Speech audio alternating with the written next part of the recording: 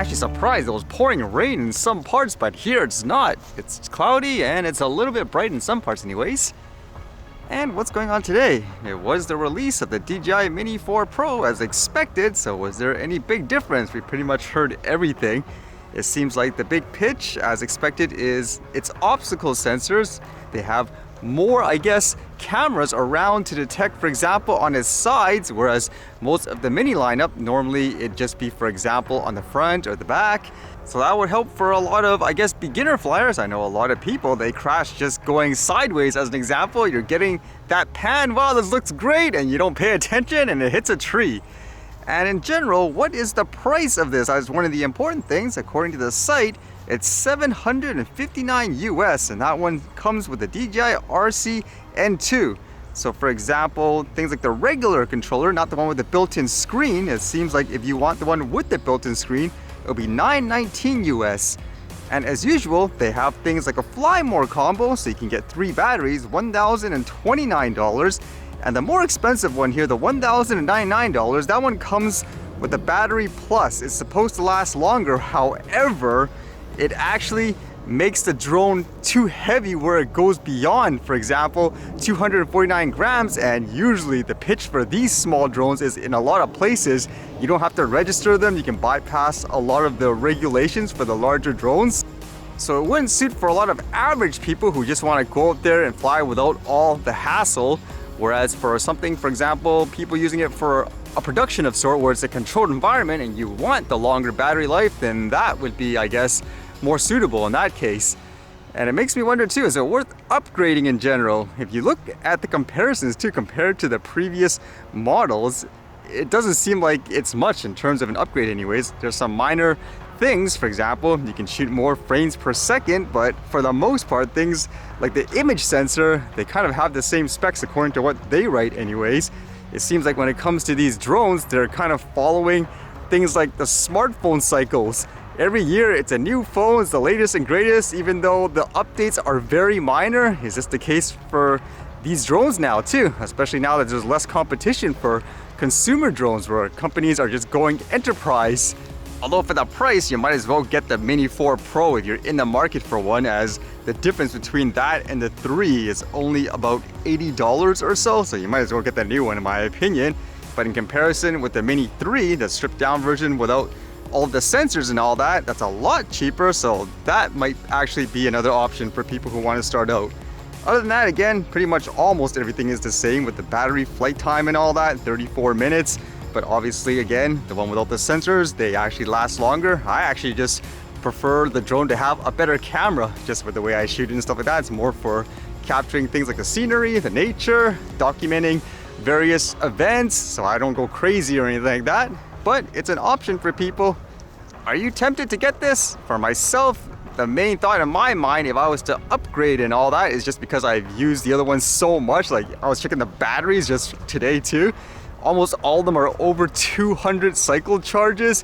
So if anything, if I had to start replacing the batteries and stuff like that with the older models, then I might as well just invest that into something better. That's my mindset anyways. At the same time, I've actually never purchased any of these drones with the built-in screen. So that'd be kind of an interesting experience to see how much of a difference in terms of, I guess, lifestyle change that would be, not having to take out your phone, for example, attach it. So that might be convenient in that sense. We'll see.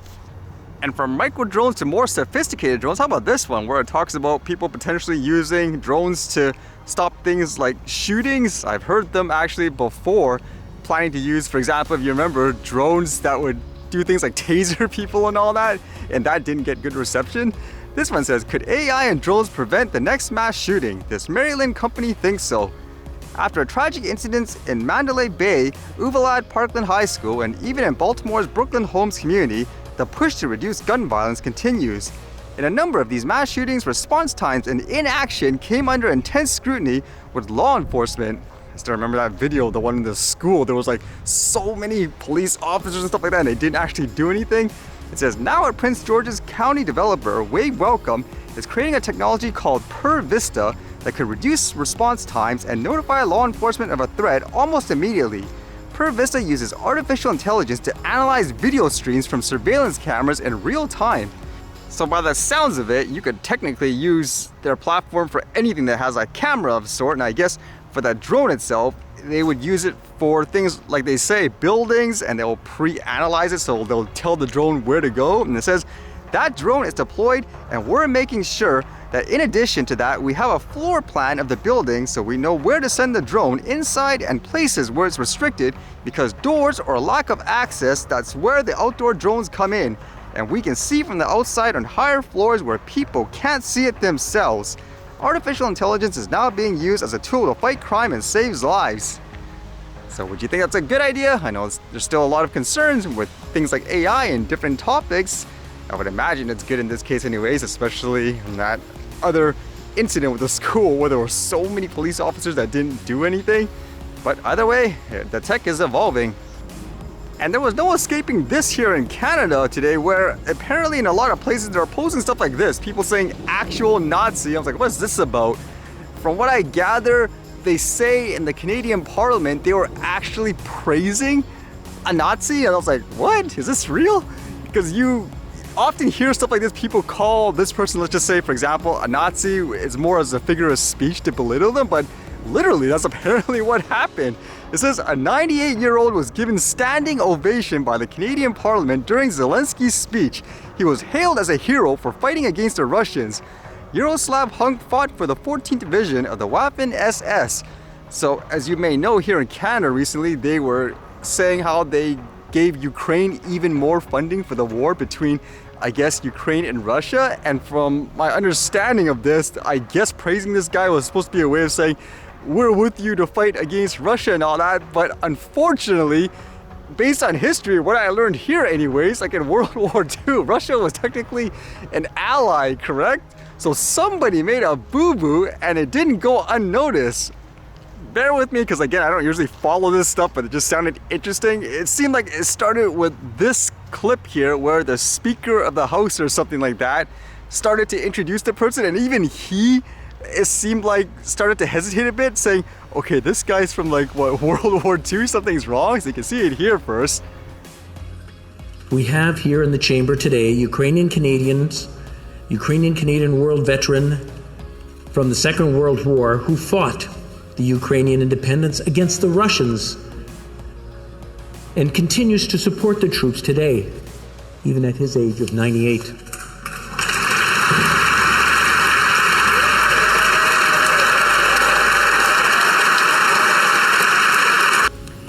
And I was going to say he's in the gallery, but I think you beat me to that. But I'm very proud to say that he is from North Bay and from my riding of Nipissing-Temiskaming.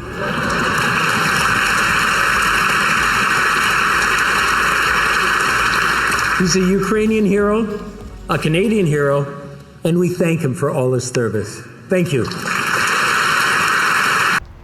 And with that, a lot of people picked up on it, despite the fact that everyone in the parliament in that building were clapping and praising the person. It says here, Jewish group demands apology after MPs honored man who fought for Nazis.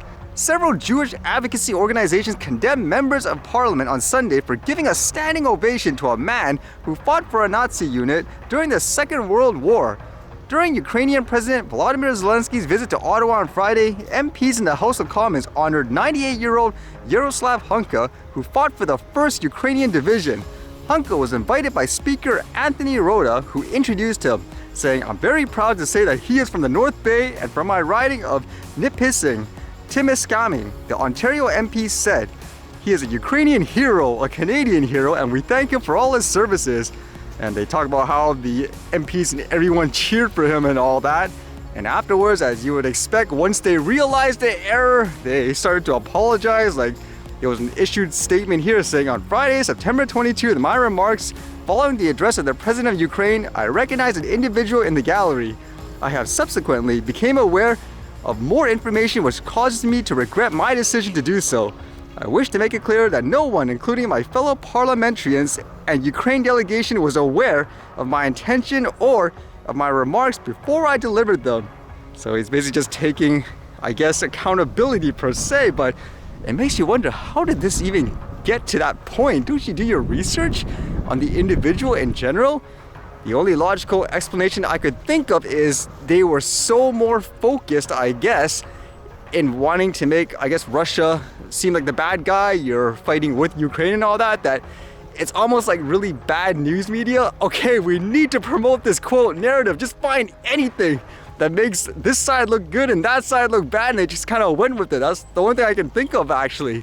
But that's terrible, and they're saying this is the most, I guess, embarrassing moment in Canadian Parliament history and all that. It just makes me think of so many topics in life. It doesn't matter what industry that you're talking about, it's the same thing in many ways, where there's so many people in a high position of authority that don't really know what's going on. It's just basically going with the flow of what other people are telling them and just trying to say the right things in order to get people to give them, for example, money and support. Unfortunately, a lot of places are like that and people fall for it. You just need to do some critical thinking, and at the same time, great example, try not to be too emotional about a topic, because you can be manipulated really easily depending on, I guess, your mindset.